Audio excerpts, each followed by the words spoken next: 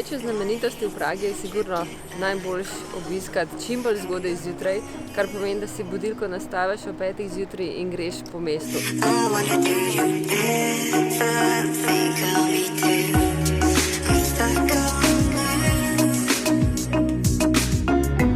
Če ste ljubitelji Beatlov, je tale zid od Johna Lennona obvezna postojanka v Pragi.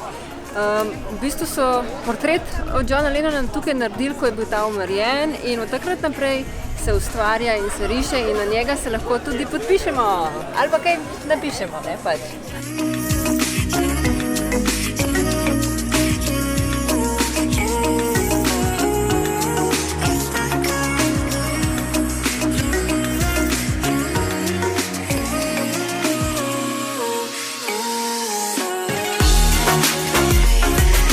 Sredi centra Prage se nahaja tudi Žralečki Island, oziroma otok nekaj takega, jaz ne znam izgovoriti sploh. In tukaj je v bistvu cashless zone, kar pomeni, da edina stvar, ki jo rabite, da boste tukaj plačevali, je kartica.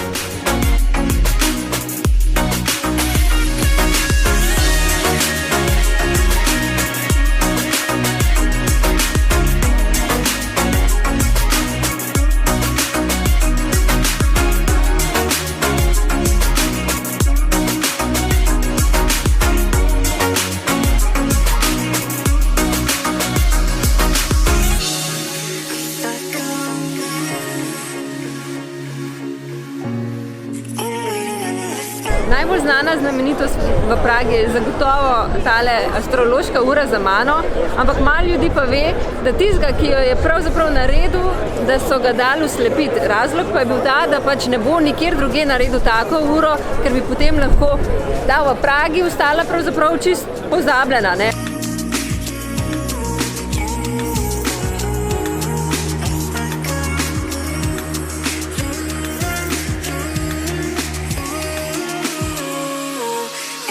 Manifesto tržnice je v bistvu na nek način tak odprt koncept, ki je pravzaprav najbolj popularen pri domačinih. Zakaj pa? Ker je ful nova stvar, v bistvu sponzorirajo Mastercard in je tukaj vse cashless, pa en kup različne kulinarike tukaj. Tako da boste uživali vsi, ki imate radi najrazličnejšo hrano po svetu. Dober tek!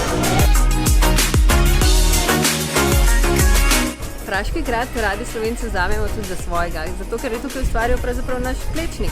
In tale obelisk za mano je v bistvu eno izmed njegovih del.